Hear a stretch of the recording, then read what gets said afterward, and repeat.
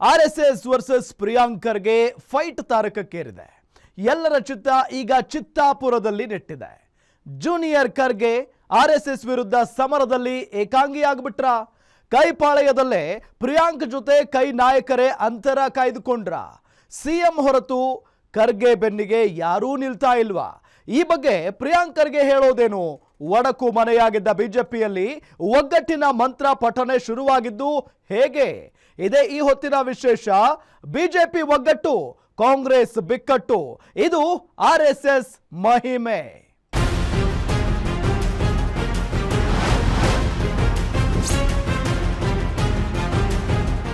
ರಾಜ್ಯದಲ್ಲಿ ಶುರುವಾದಂತ RSS versus Congress ಈಗ RSS versus Priyank Kharge ಅನ್ನೋ ತಿರುವು ಪಡೆದುಕೊಂಡಿದೆ. ಕಾರಣ, ನಿತ್ಯವೂ ಪ್ರಿಯಾಂಕ್ ಖರ್ಗೆ ಸಂಘ ಪರಿವಾರದ ವಿರುದ್ಧ ಕೆಂಡ ಉಗುಳುತ್ತಿದ್ದಾರೆ. ಈ ಸಾಕ್ಷಿ ತೋರಿಸಿ, ಈ ದಾಖಲೆ ತೋರಿಸಿ ಅಂತ ಸವಾಲು ಎಸೆಯುತ್ತಿದ್ದಾರೆ. ಆದ್ರೆ ಕಾಂಗ್ರೆಸ್ನ ಕೆಲವು ನಾಯಕರನ್ನ ಬಿಟ್ಟು ಯಾರೊಬ್ಬರೂ ಆರ್ಎಸ್ಎಸ್ ವಿಚಾರವಾಗಿ ತುಟಿ ಬಿಚ್ಚುತ್ತಿಲ್ಲ. ಎಲ್ಲರೂ ಗಪ್ಚುಪ್. ಏನಾಯ್ತು ಕೈಪಾಳೆಯದಲ್ಲಿ? ಇದು ಪ್ರಿಯಾಂಕ್ ಖರ್ಗೆ ಅವರ ಒಂಟಿ ಹೋರಾಟ ಆಯ್ತಾ? ಇದೇ ನೆಪದಲ್ಲಿ ಮುರಿದು ಮಂಟಪವಾಗಿದ್ದ ಬಿಜೆಪಿ ಮನೆ ಮತ್ತೆ ಗಟ್ಟಿಗೊಂಡಿತ? ನೋಡೋಣ ಬನ್ನಿ.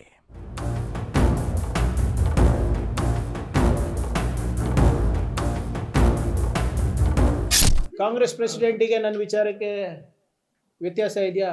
ಇಲ್ಲ. ರಾಹುಲ್ ಗಾಂಧಿ ಅವರಿಗೆ ನನ್ನ ವಿಚಾರದಲ್ಲಿ ವ್ಯತ್ಯಾಸ ಇದೆಯಾ? ಇಲ್ಲ.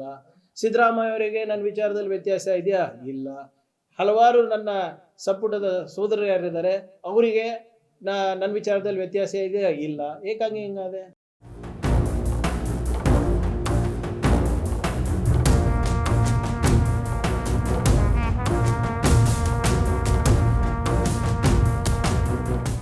ನಾವ್ಯಾವ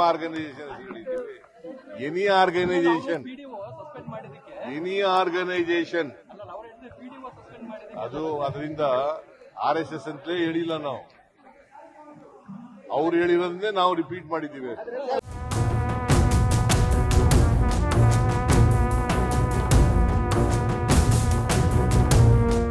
ನಾನು ಸುಮ್ಮನೆ ಯಾಕೆ ಅವ್ರಿಗೆ ಗೊಂದಲ ಮಾಡುವಂಥದ್ದು ವಿಚಾರ ಬೇಡ ಅನಿಸ್ತದೆ ನನಗೆ. ಅವರಟ್ಟಿ ಅವರು 106 ಜನ ಮಾಡ್ಕೊಂಡು ಹೋಗ್ತಾ ಇದ್ರು. ಈಗ ಸುಮ್ಮನೆ ಈ ಬಿಜೆಪಿ ಕೆಲವು ಪುಡಾರಿಗಳು ಸಹ ಚಡ್ಡಿ ಹಾಕಕ್ಕೆ ಹೊರಟುಬಿಟ್ಟಿದ್ದಾರೆ. ಅವರಿಂದ ಸಮಸ್ಯೆ ಆಗಿದ್ದು, RSS ರಿಂದ ಏನು ಸಮಸ್ಯೆ ಇರಲಿಲ್ಲ.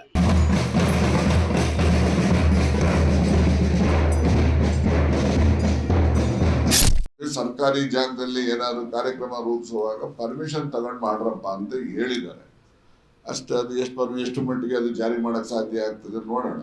ಈಗ ನಮ್ಮಲ್ಲಿ ಈದ್ಗಾ ಇದೆಯಲ್ರಿ, ರೋಡಲ್ಲೇ ನಮಾಜ್ ಮಾಡ್ತಾರಪ್ಪ, ಪರ್ಮಿಷನ್ ತಗೋತಾರ ಅವರು? ಪರ್ಮಿಷನ್ ಕೊಡಿ ಅಂತ ಕೇಳಕ್ ಅವ್ರು ಬರ್ತಾರ? ಅಥವಾ ಪರ್ಮಿಷನ್ ತಗೊಂಡು ನೀವು ನಮಾಜ್ ಮಾಡಿ ಅಂತ ಹೇಳಿದ್ರೆ ಕೇಳ್ತಾರ? ಎಲ್ಲ ಕಾನೂನುಗಳು ಮಾಡೋ ಅಂತ ಕಾಲದಲ್ಲಿ ಯಾವುದನ್ನ ನಾವು ಜಾರಿ ಮಾಡಕ್ ಆಗ್ತದೆ ಅಂಥವನ್ನ ಕಾನೂನು ಮಾಡಬೇಕೆ ಹೊರತು ಜಾರಿ ಮಾಡಕ್ ಆಗದೆ ಇರೋ ಕಾನೂನುಗಳನ್ನ ಮಾಡ್ಕೊಂಡು ಕೂತ್ಕೊಂಡ ಪುಸ್ತಕದಲ್ಲಿ ಇರ್ತಾವ ಅಷ್ಟೇ.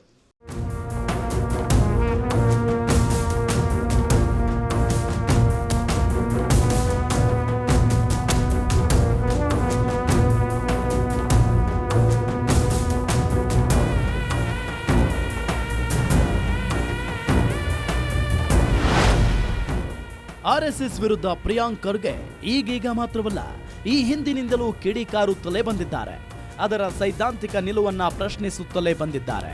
ಅದರ ಸಾಧನೆ, ಅದರ ದೇಶಭಕ್ತಿಯ ಮಾನದಂಡದ ಬಗ್ಗೆ ಪ್ರಶ್ನೆ ಎತ್ತುತ್ತಲೇ ಬಂದಿದ್ದಾರೆ.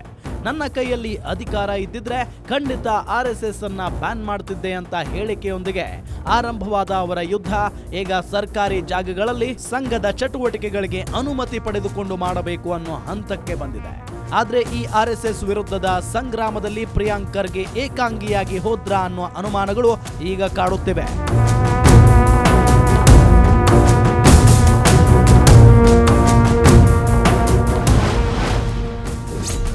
ಸಂಘದ ವಿರುದ್ಧದ ಸಮರದಲ್ಲಿ ಪ್ರಿಯಾಂಕ್ ಖರ್ಗೆ ಒಂಟಿ. ಜೂನಿಯರ್ ಖರ್ಗೆ ಅಬ್ಬರದಲ್ಲಿ ಬೇರಾರು ಮಾತಾಡ್ತಿಲ್ಲ ಯಾಕೆ? ಪ್ರಿಯಾಂಕ್ ಖರ್ಗೆ ಅವರ ಇತ್ತೀಚಿನ ಮಾತುಗಳನ್ನ ಕೇಳಿ ನೋಡಿ. ಅದರಲ್ಲೂ ತಮಿಳುನಾಡಿನ ಮಾದರಿಯಲ್ಲಿ RSS ಕಾರ್ಯಚಟುವಟಿಕೆಗೆ ಬ್ರೇಕ್ ಹಾಕುವ ವಿಚಾರ ಬಂದಾಗ ಸಂಘದ ವಿರುದ್ಧ ತುಂಬಾ ಆಕ್ರಮಣಕಾರಿಯಾಗಿ ಮಾತನಾಡುತ್ತಿದ್ದಾರೆ. ಅವರ ಒಂದೊಂದು ಮಾತುಗಳು ಕೆಂಡವನ್ನ ಉಗುಳುತ್ತಿದೆ. RSS ಅಂದ್ರೆ ಅದೊಂದು ವಿಷ, ಅದು ಯುವಕರ ಮೈ ಸೇರಬಾರದು ಅನ್ನೋ ಹಂತದ ಮಾತುಗಳು ಕೂಡ ಕೇಳಿ ಬರ್ತಿವೆ. ಹೆಂಗೆ ನಾವು ಲೆಕ್ಕ ಕೊಡ್ತೀವಿ, ನೀವು ಲೆಕ್ಕ ಕೊಟ್ಟರೆ ಚೆನ್ನಾಗಿರುತ್ತೆ ಅಂತ ಅಷ್ಟೇ ಕೇಳ್ತಾ ಇರೋದು. ಅದು ಇದು ಬಿಟ್ಟು ನಮ್ಮ ಕುಟುಂಬದ ಬಗ್ಗೆ, ನನ್ನ ಬಗ್ಗೆ ಅಷ್ಟೇ ಇವ್ರದ್ದು ಬಂಡವಾಳ. ಎಲ್ಲರೂ ಕೂಡ ಸೀಲ್ ನಾಯಿಗಳ ಥರ ಬಿದ್ದುಬಿಡೋದು, ನಾವೇನೋ ಭಾರಿ ಎದುರ್ಕೋತೀವಿ ಅಂದಂಗೆ. ಇದು ಪ್ರಿಯಾಂಕ್ ಖರ್ಗೆ ಅವರ ಮಾತುಗಳು. ಸಂಘದ ಹೆಸರು ಕೇಳಿದ್ರೆ ಸಿಡಿದು ಬೀಳುತ್ತಿದ್ದಾರೆ. ಅದರಲ್ಲೂ ಕಳೆದ ಒಂದು ವಾರದಿಂದ ಖರ್ಗೆ ಸಂಘದ ವಿರುದ್ಧ ತುಂಬಾ ಆಕ್ರಮಣಕಾರಿಯಾಗಿ ವಾಗ್ದಾಳಿ ನಡೆಸುತ್ತಿದ್ದಾರೆ. ಆದ್ರೆ ನೀವು ಗಮನಿಸಿ ನೋಡಿ, ಕೆಲವು ನಾಯಕರು ಬಿಟ್ರೆ ಪ್ರಿಯಾಂಕ್ ಖರ್ಗೆ ಮಟ್ಟದಲ್ಲಿ ಯಾರೂ ಕೂಡ ಸಂಘದ ವಿರುದ್ಧ ಮಾತನಾಡ್ತಾ ಇಲ್ಲ, ಆಕ್ರೋಶ ಹೊರಹಾಕುತ್ತಿಲ್ಲ. RSS ಟಾರ್ಗೆಟ್ ಮಾಡಿಲ್ಲ, ಎಲ್ಲ ಸಂಘಟನೆಗಳಿಗೂ ಈ ನಿಯಮ ಅನ್ವಯಿಸುತ್ತೆ ಅನ್ನೋ ಲೆಕ್ಕದಲ್ಲಿಯೇ ಮಾತನಾಡುತ್ತಿದ್ದಾರೆ. BK ಹರಿಪ್ರಸಾದ್, ಸಂತೋಷ್ ಲಾಡ್, ಪ್ರದೀಪ್ ಈಶ್ವರ್ ಬಿಟ್ಟು ಬೇರ್ಯಾರೂ ಖರ್ಗೆ ಬೆಂಬಲಕ್ಕೆ ನಿಲ್ಲುತ್ತಿಲ್ಲ.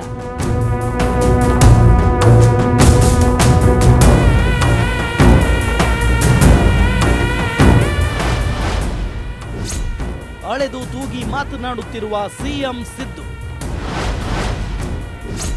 ಎಲ್ಲಿಯೂ RSSನತ್ತ ಪೊಟ್ಟು ಮಾಡದ ಸಿದ್ದರಾಮಯ್ಯ.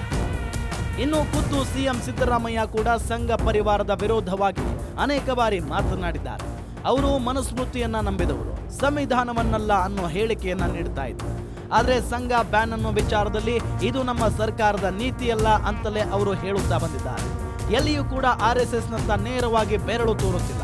ನಮ್ಮ ಟಾರ್ಗೆಟ್ RSS ಅನ್ನುವಂತೆ ಎಲ್ಲಿಯೂ ಸಂದೇಹ ಮೂಡದಂತೆ ತುಂಬಾ ನಾಜೂಕಾಗಿ ಈ ವಿಚಾರವನ್ನ ಹ್ಯಾಂಡಲ್ ಮಾಡುತ್ತಿದ್ದಾರೆ. ಜಗದೀಶ್ ಶೆಟ್ಟರ್ ಹೇಳಿರೋದು 2013ರಲ್ಲಿ ಜಗದೀಶ್ ಶೆಟ್ಟರ್ ಆರ್ಡರ್ಸ್ ಮಾಡಿದ್ರು, ಸುತ್ತೋಲೆ ಹೊರಡಿಸಿದ್ರು ಎಜುಕೇಶನ್ ಡಿಪಾರ್ಟ್ಮೆಂಟ್ ನಿಂದ. ಯಾಕೆ ಮಾಡಿದ್ರು? ಅಲ್ಲ, ಅವ್ರು ಹೇಳ್ತಾ ಇರೋದು ನಾವು ಯಾವುದೇ ಆರ್ಗನೈಸೇಷನ್ ಹೆಸರು ತೆಗೆದಿಲ್ಲ. ನಾವ್ ಯಾವ ಆರ್ಗನೈಸೇಷನ್ ಕೇಳಪ್ಪ, ಇಲ್ಲಿ ನಾವ್ ಯಾವ ಆರ್ಗನೈಸೇಷನ್ ಹೇಳಿದ್ದೀವಿ? ಎನಿ ಆರ್ಗನೈಸೇಷನ್ ಅದು ಅದರಿಂದ RSS ಅಂತಲೇ ಹೇಳಿಲ್ಲ ನಾವು. ಅವ್ರು ಹೇಳಿರೋದನ್ನೇ ನಾವು ರಿಪೀಟ್ ಮಾಡಿದ್ದೀವಿ.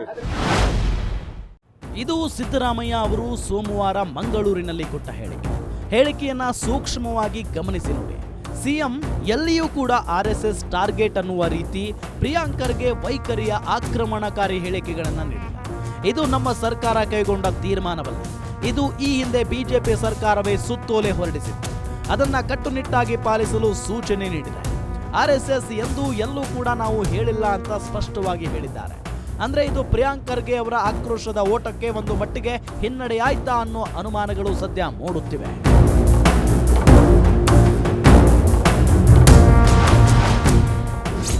ಕೇವಲ RSSಗೆ ಅಂಕುಶ ಎಂದು ಎಲ್ಲೂ ಹೇಳಿಲ್ಲ.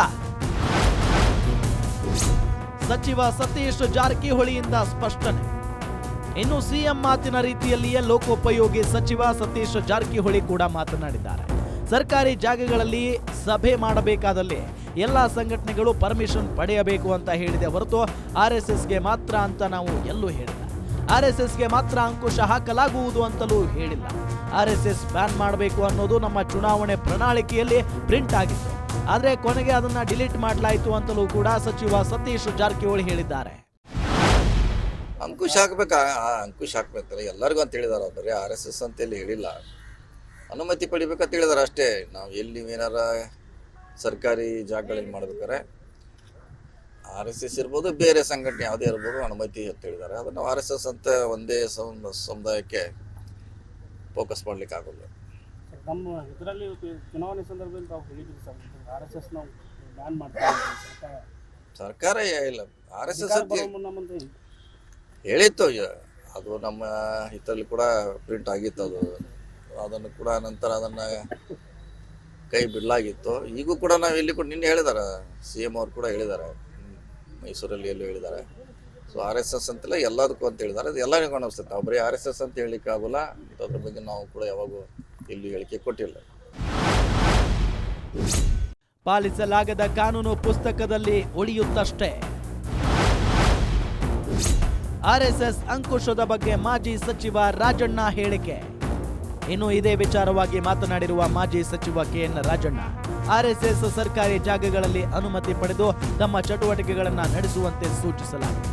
ಈಗ ರಸ್ತೆಯಲ್ಲಿ ಸರ್ಕಾರಿ ಮೈದಾನದಲ್ಲಿ ಮುಸ್ಲಿಮರು ನಮಾಜ್ ಮಾಡುತ್ತಾರೆ, ಅವರು ಅನುಮತಿ ಪಡೆದೇ ಮಾಡುತ್ತಾರಾ? ಹಾಗಂತ ಅವರನ್ನ ಮಾಡಬೇಡಿ ಅನ್ನಲಾಗುತ್ತಿದೆಯಾ?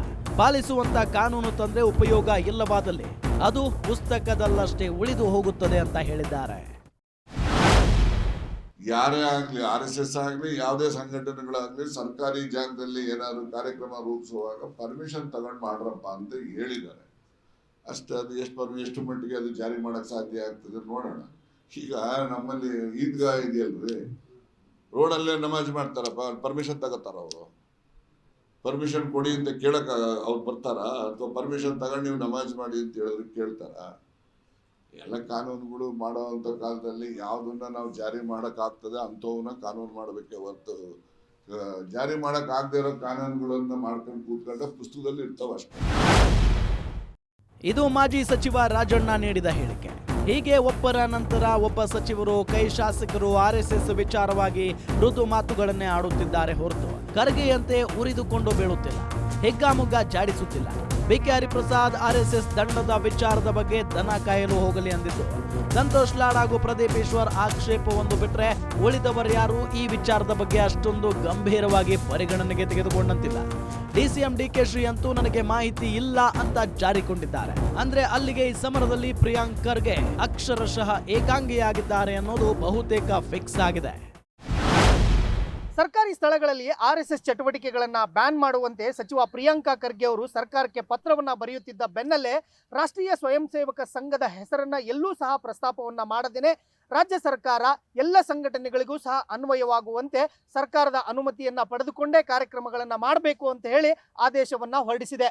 ಆದರೆ ಬಿಜೆಪಿಗೆ ಬೆನ್ನೆಲುಬಾಗಿ ನಿಂತಿರ್ತಕ್ಕಂಥ RSS ಸಂಘಟನೆಗಳ ಚಟುವಟಿಕೆಗಳನ್ನು ನಿರ್ಬಂಧಿಸುವ ವಿಚಾರದಲ್ಲಿ ಸಚಿವ ಪ್ರಿಯಾಂಕ್ ಖರ್ಗೆ ಅವರು ಆರಂಭಿಸಿರ್ತಕ್ಕಂಥ ಹೋರಾಟಕ್ಕೆ ಕಾಂಗ್ರೆಸ್ನಲ್ಲೇ ಸಾಕಷ್ಟು ಜನರ ಬೆಂಬಲ ಸಿಗದೇ ಇರೋದ್ರಿಂದ ಸಚಿವ ಪ್ರಿಯಾಂಕ್ ಖರ್ಗೆ ಅವರು ಇದೀಗ ಅಕ್ಷರಶಃ ಏಕಾಂಗಿಯಾಗಿದ್ದಾರೆ. ಸಚಿವ ಪ್ರಿಯಾಂಕ್ ಖರ್ಗೆ ಅವರ ಬೆನ್ನಿಗೆ CM ಸಿದ್ದರಾಮಯ್ಯ ಮತ್ತು BK ಹರಿಪ್ರಸಾದ್ ಅನ್ನ ಬಿಟ್ರೆ ಎಲ್ಲರೂ ಸಹ ಸೈಲೆಂಟ್ ಆಗಿರೋದ್ರಿಂದ RSS ಚಟುವಟಿಕೆಗಳನ್ನು ನಿರ್ಬಂಧಿಸುವ ವಿಚಾರದಲ್ಲಿ ಕಾಂಗ್ರೆಸ್ ನಾಯಕರುಗಳು ಸಾಫ್ಟ್ ಹಿಂದುತ್ವವನ್ನ ತಾಳುತ್ತಿದ್ದಾರೆ ಅನ್ನೋ ಒಂದು ವಾದ ಒಂದು ಕಡೆ ಕೇಳಿ ಬರ್ತಾ ಇದೆ. ಹೀಗಾಗಿನೇ ಸಚಿವ ಪ್ರಿಯಾಂಕ್ ಖರ್ಗೆ ಅವರು RSS ಚಟುವಟಿಕೆಗಳ ವಿಚಾರದಲ್ಲಿ ಆರಂಭಿಸಿರ್ತಕ್ಕಂಥ ಹೋರಾಟದಲ್ಲಿ ಇದೀಗ ಅಕ್ಷರಶಃ ಏಕಾಂಗಿಯಾಗಿದ್ದಾರೆ.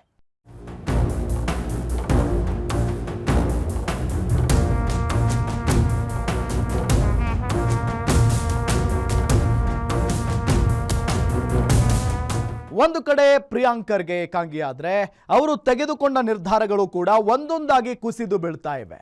ಮತ್ತೊಂದು ಕಡೆ ಮನೆಯೊಂದು ಮೂರು ಬಾಗಿಲು ಅಂತ ಒಡಕು ಮನೆಯಾಗಿದ್ದ ಬಿಜೆಪಿಯಲ್ಲಿ ಈಗ ಒಗ್ಗಟ್ಟು ಮೂಡ್ತಾ ಇದೆ. ಬಿಜೆಪಿಯಲ್ಲಿ ಒಗ್ಗಟ್ಟು ಮೂಡಿದ್ದು ಹೇಗೆ?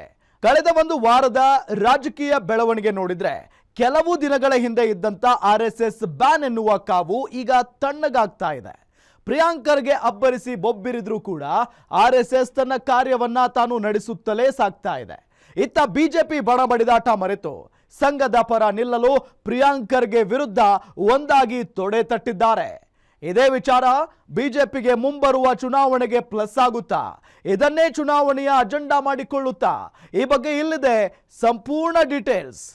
ಬ್ಯಾನ್ ಮಾಡಿ ಬ್ಯಾನ್ ಮಾಡಿ RSS ನ ಬ್ಯಾನ್ ಮಾಡಿ ಬ್ಯಾನ್ ಮಾಡಿ ಬ್ಯಾನ್ ಮಾಡಿ RSS ನ ಬ್ಯಾನ್ ಮಾಡಿ. ಜೈ ಭೀಮ್ ಜೈ ಭೀಮ್ ಜೈ ಜೈ ಭೀಮ್ ಜೈ ಭೀಮ್ ಜೈ ಜೈ ಭೀಮ್ ಜೈ ಭೀಮ್ ಜೈ ಭೀಮ್ ಜೈ ಭೀಮ್ ಜೈ ಜೈ ಜೈ ಜೈ ಜೈ ಭೀಮ್ ಜೈ ಭೀಮ್ ಜೈ ಭೀಮ್ ಜೈ ಜೈ ಜೈ ಜೈ ಜೈ ಭೀಮ್ ಜೈ ಭೀಮ್ ಜೈ ಭೀಮ್. ಇದು RSS ಬ್ಯಾನ್ ಎಂಬ ವಿಚಾರ ಮುನ್ನೆಲೆಗೆ ಬಂದಾಗ ದೊಡ್ಡ ಮಟ್ಟದ ಪ್ರತಿಭಟನೆಗಳು ನಡೆದಿದ್ದವು. ಬೆಂಗಳೂರಿನ ಚಾಮರಾಜಪೇಟೆಯಲ್ಲಿರುವ RSS ಕಚೇರಿ ಎದುರು NSUI ದೊಡ್ಡದಾಗಿ ಪ್ರತಿಭಟನೆ ನಡೆಸಿತ್ತು. ಯೂತ್ ಕಾಂಗ್ರೆಸ್ ಕೂಡ ಸಾಥ್ ನೀಡಿತ್ತು. ಬ್ಯಾನ್ ಮಾಡಿ RSS ಬ್ಯಾನ್ ಮಾಡಿ ಅನ್ನೋ ಘೋಷಣೆಗಳು ಸಿಡಿದು ಬಂದಿದ್ದವು. ಕಲಬುರಗಿ, ಬೀದರ್ನಲ್ಲಿಯೂ ಕೂಡ ಪ್ರತಿಭಟನೆಗಳು ನಡೆದಿದ್ದವು. ಈಗ ಈ ಎಲ್ಲಾ ಪ್ರಹಸನಗಳು ಈಗ ಬಂದ್ ಆಗಿವೆ. ಇದರ ಜೊತೆಗೆ ಕಾಂಗ್ರೆಸ್ಗೆ ಈಗ ಹೊಸ ಟೆನ್ಷನ್ ಶುರು ಆಗಿದೆ. ಬ್ಯಾನ್ ಮಾಡಿ ಬ್ಯಾನ್ ಮಾಡಿ RSS ನ ಬ್ಯಾನ್ ಮಾಡಿ ಬ್ಯಾನ್ ಮಾಡಿ ಬ್ಯಾನ್ ಮಾಡಿ RSS ನ ಬ್ಯಾನ್ ಮಾಡಿ. ಜೈ ಭೀಮ್ ಜೈ ಭೀಮ್ ಜೈ ಜೈ ಭೀಮ್ ಜೈ ಭೀಮ್. PDO ಸಸ್ಪೆಂಡ್, ವೈದ್ಯಾಧಿಕಾರಿ ಮೇಲೆ ಕ್ರಮವಿಲ್ಲ. ಧರ್ಮ ಸಂಕಟದಲ್ಲಿ ಸಿಲುಕಿದ ಕಾಂಗ್ರೆಸ್ ಸರ್ಕಾರ. ಆರಂಭದಲ್ಲಿ ರೋಷಾವೇಶದೊಂದಿಗೆ ನಿಂತಿದ್ದ ಕಾಂಗ್ರೆಸ್ ಸರ್ಕಾರ ಈಗ RSS ವಿಚಾರದಲ್ಲಿ ಕೊಂಚ ಮೆತ್ತಗಾದಂತೆ ಕಾಣುತ್ತಿದೆ.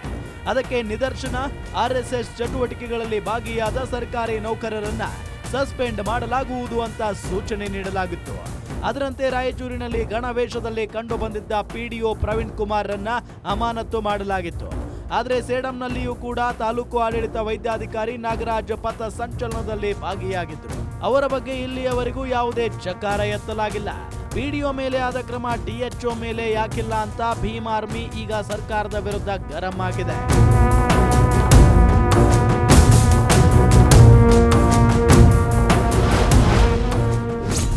ಮನೆಯೊಂದು 3 ಬಾಗಿಲು ಆಗಿದ್ದ ಬಿಜೆಪಿ,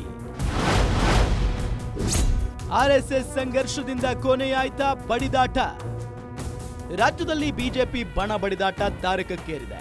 ಒಂದು ಕಡೆ ಅಶೋಕ್ ಬಣ, ಇನ್ನೊಂದು ಕಡೆ ವಿಜೇಂದ್ರ ಬಣ, ಮತ್ತೊಂದು ಕಡೆ ಯತ್ನಾಳ್ ಬಣ ಅಂತ ಚುನಾವಣಾ ಪೂರ್ವದಲ್ಲಿಯೇ ಈ ಬಣ ಬಡಿದಾಟ ಶುರುವಾಗಿತ್ತು.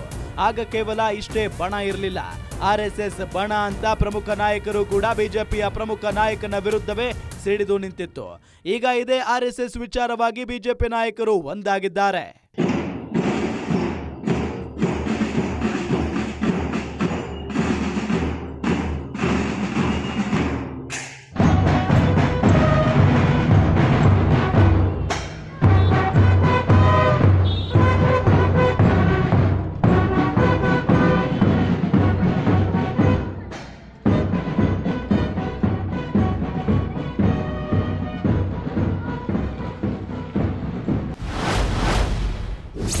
ಪ್ರಿಯಾಂಕ್ ವಿರುದ್ಧ ತೊಡೆ ತಟ್ಟಿದ ಕೇಸರಿ ಪಡೆ. ಎಲ್ಲರೂ ಒಂದಾಗಿ ಖರ್ಗೆ ವಿರುದ್ಧ ಮುಗಿ ಬೀಳಲು ಸಜ್ಜು. ಈಗಾಗಲೇ ಬಿಜೆಪಿ ರಾಜ್ಯಾಧ್ಯಕ್ಷ ವಿಜೇಂದ್ರ ವಿರುದ್ಧ ಅನೇಕ ನಾಯಕರು ತೊಡೆ ತಟ್ಟಿದ್ದರು. ಆದರೆ ಈಗ ಅದೆಲ್ಲವನ್ನು ಬದಿಗಿರಿಸಿ ಒಂದಾಗಿದ್ದಾರೆ. ಆರ್ಎಸ್ಎಸ್ ಜಟಾಪಟಿಯಲ್ಲಿ ಒಟ್ಟಾಗಿ ನಿಂತು ತಿರುಗೇಟು ನೀಡಲು ಈಗ ಕೇಸರಿ ಕಲಿಗಳು ಸಜ್ಜಾಗಿದ್ದಾರೆ. ಮುಂದಿನ ಚುನಾವಣೆಯಲ್ಲಿ ಇದನ್ನ ಪ್ರಮುಖ ಅಸ್ತ್ರವನ್ನಾಗಿಸಿಕೊಂಡು ಅಖಾಡಕ್ಕೆ ಧುಮುಕುವ ಎಲ್ಲ ಸೂಚನೆಗಳು ಸದ್ಯ ಕಂಡು ಬರುತ್ತಿವೆ.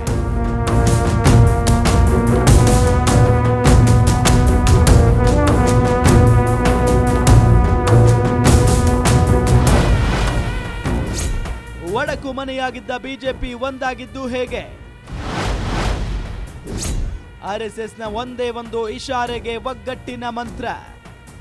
ಈಗಾಗಲೇ ಪ್ರಿಯಾಂಕ್ ಖರ್ಗೆ ವಿರುದ್ಧ ಬಿಜೆಪಿ ನಾಯಕರು ಸಿಡಿದೆದ್ದಿದ್ದಾರೆ.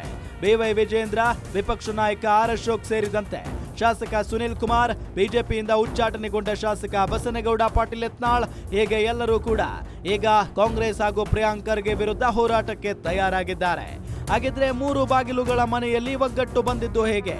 ಅದಕ್ಕೆ ಕಾರಣವೇ ಆರ್ಎಸ್ಎಸ್ ವಿಚಾರದಲ್ಲಿ ಬಿಜೆಪಿಯ ಯಾವುದೇ ನಾಯಕರು ಕೂಡ ಭಿನ್ನಾಭಿಪ್ರಾಯ ಮರೆತು ಒಂದೇ ಛತ್ರದಡಿ ಒಂದು ಹೋರಾಟಕ್ಕೆ ನಿಲ್ಲುತ್ತಾರೆ.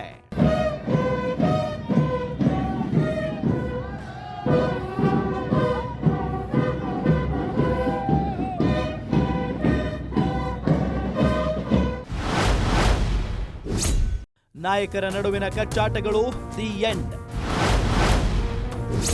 ಹೋರಾಟಕ್ಕೆ ತಯಾರಾದ ಕೇಸರಿ ಕಲಿಗಳು.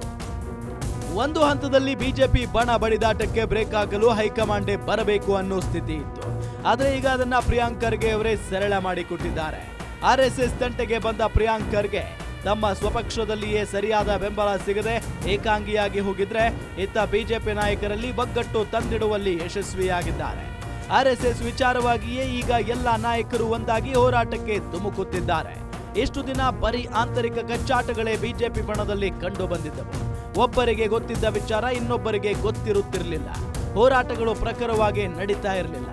ಒಂದೇ ಒಂದು ಖಡಕ್ ಸಂಘಟಿತ ಹೋರಾಟ ಇವರಿಂದ ನಡೆದಿಲ್ಲ. ಖುದ್ದು ಬಿಜೆಪಿ ಬೆಂಬಲಿಗರಿಂದಲೇ ಚೀಮಾರಿ ಹಾಕಿಸಿಕೊಳ್ಳುವ ಲೆಕ್ಕಕ್ಕೆ ವಿಪಕ್ಷ ಹೋಗಿತ್ತು. ಈಗ ಒಗ್ಗಟ್ಟು ಪ್ರದರ್ಶನಕ್ಕೆ ಮುಂದಾಗಿದ್ದಾರೆ. ರಾಜ್ಯದಲ್ಲಿ ಆರ್ಎಸ್ಎಸ್ ಬ್ಯಾನ್ ವಿಚಾರವನ್ನ ಪ್ರಸ್ತಾಪಿಸಿ ಪ್ರಿಯಾಂಕ್ ಖರ್ಗೆ ಅವರು ಒಡೆದ ಮನೆಯಂತಾಗಿದ್ದ ಬಿಜೆಪಿ ನಾಯಕರನ್ನ ಒಗ್ಗೂಡಿಸಿದ್ದಾರೆ. ಹೌದು, ಬಿಜೆಪಿ ಅಂತ ಅಂದ್ರೆ ಸಾಕು ಮನೆಯೊಂದು 3 ಬಾಗಿಲು ಅನ್ನಂಗಿತ್ತು. ಅದೇ ರೀತಿಯಾಗಿ ಒಬ್ಬರನ್ನ ನೋಡಿದ್ರೆ ಮತ್ತೊಬ್ಬರಿಗೆ ಆಗ್ತಾ ಇರಲಿಲ್ಲ.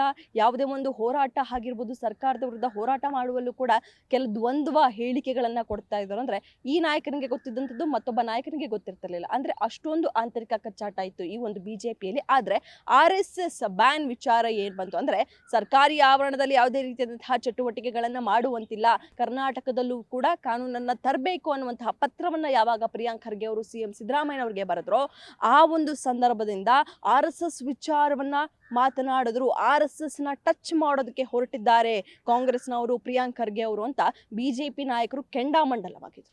ಬರೀ ಕೆಂಡಾಮಂಡಲವಾಗಿದ್ದಲ್ಲ, ಒಗ್ಗಟ್ಟು ಪ್ರದರ್ಶನ ಕೂಡ ಮಾಡೋದಕ್ಕೆ ಮುಂದಾಗ್ತಾ ಇದ್ದಾರೆ. ಹೈಕೋರ್ಟ್ ಅನುಮತಿಗೆ ಕಾಯ್ತಿರೋ ಕೇಸರಿ ಕಲಿಗಳು. ನವೆಂಬರ್ 2ಕ್ಕೆ ಚಿತ್ತಾಪುರದಲ್ಲಿ ಗಣವೇಷ ಧರಿಸಲು ಸಜ್ಜು. RSSಗೆ ಇರುವ ತಾಕತ್ತು ಅಂದ್ರೆ ಇದೆ. ಅದು ಎಂತಹುದೇ ಭಿನ್ನಾಭಿಪ್ರಾಯಗಳನ್ನ ಕ್ಷಣ ಮಾತ್ರದಲ್ಲಿ ಹೊಸಕ್ಕೆ ಹಾಕಿ ಬಿಡಬಲ್ಲದು. ಕಾರಣ ಇಡೀ ಬಿಜೆಪಿ ನಿಂತಿರೋದೇ RSS ಎಂಬ ಹೆಮ್ಮರದ ಅಡಿಯಲ್ಲಿ. ಆ ಗರಡಿಯಲ್ಲಿಯೇ ಪಟ್ಟು ವರಸೆಗಳು ಕಲಿತು ರಾಜಕೀಯ ಎಂಬ ಅಖಾಡಕ್ಕೆ ಅನೇಕ ಬಿಜೆಪಿ ನಾಯಕರು ಬರ್ತಾರೆ. ಸಂಘದ ಘನತೆ ಕೂದಲೆಳೆ ಧಕ್ಕೆಯಾದರೂ ಕೂಡ ಸಂಘಟಿತರಾಗಿ ಬೀದಿಗೆ ಇಳಿಯುತ್ತಾರೆ. ಈಗ ಎಲ್ಲಾಗಿದ್ದು ಕೂಡ ಅದೇ.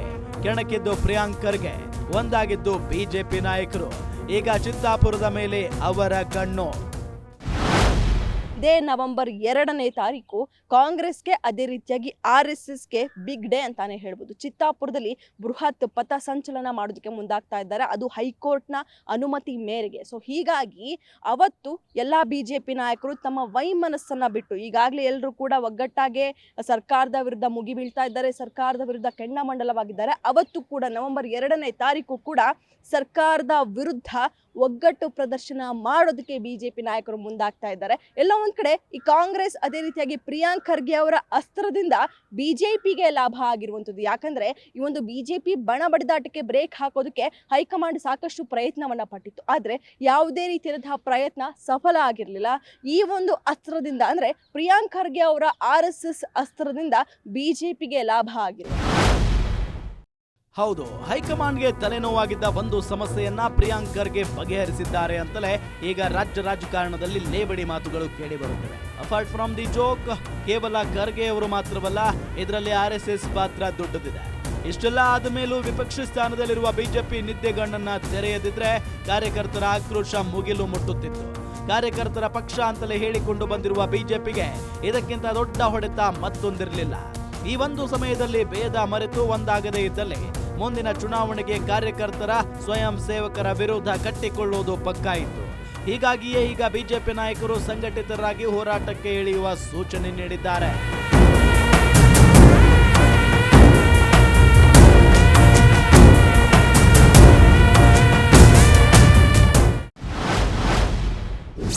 ಚಿತ್ತಾಪುರಕ್ಕೆ ಹೋಗುತ್ತಾರಾ ಬಿಜೆಪಿ ನಾಯಕರು? ಗಣವೇಷ ಧರಿಸಿ ಪಥ ಸಂಚಲನದಲ್ಲಿ ಹೆಜ್ಜೆ ಹಾಕ್ತಾರಾ? ಒಂದು ವೇಳೆ ನವೆಂಬರ್ 2ನೇ ತಾರೀಕು ಚಿತ್ತಾಪುರದಲ್ಲಿ RSS ಪಥ ಸಂಚಲನಕ್ಕೆ ಹೈಕೋರ್ಟ್ ಹಸಿರು ನಿಶಾನೆ ತೋರಿದ್ರೆ ರಾಜ್ಯ ಬಿಜೆಪಿ ನಾಯಕರು ಚಿತ್ತಾಪುರಕ್ಕೆ ತೆರಳಿ ಗಣವೇಷ ತೊಟ್ಟು ಪಥ ಸಂಚಲನದಲ್ಲಿ ಭಾಗಿಯಾಗಲು ಸಜ್ಜಾಗಿದ್ದಾರೆ. ಆದ್ರೆ RSS ನಿಂದ ಅವರಿಗೆ ಬಂದ ಸಂದೇಶ ಅಂದ್ರೆ ಬೇಡ, ಇದು ನಾವೇ ಬಗೆಹರಿಸಿಕೊಳ್ಳುತ್ತೇವೆ. ಒಂದು ವೇಳೆ ನೀವು ಬಂದಲ್ಲಿ ಇದಕ್ಕೆ ರಾಜಕೀಯ ಬಣ್ಣ ಬಳಿಯಲಾಗುತ್ತೆ. ನಾವೇ ಸ್ವತಃ ಬಗೆಹರಿಸಿಕೊಂಡಲ್ಲಿ ಸಂಘದ ಗೆಲುವಾಗಿ ಗುರುತಿಸಿಕೊಳ್ಳುತ್ತೆ. ಹೀಗಾಗಿ ಚಿತ್ತಾಪುರಕ್ಕೆ ಬರೋದು ಬೇಡ ಅಂತ ಸಂಘದ ಹಿರಿಯರು ಹೇಳಿದ್ದಾರೆ ಅಂತ ಕೇಶವ ಕೃಪಾದಲ್ಲಿ ಗುಸುಗುಸು ಕೇಳಿ ಬರುತ್ತಿದೆ.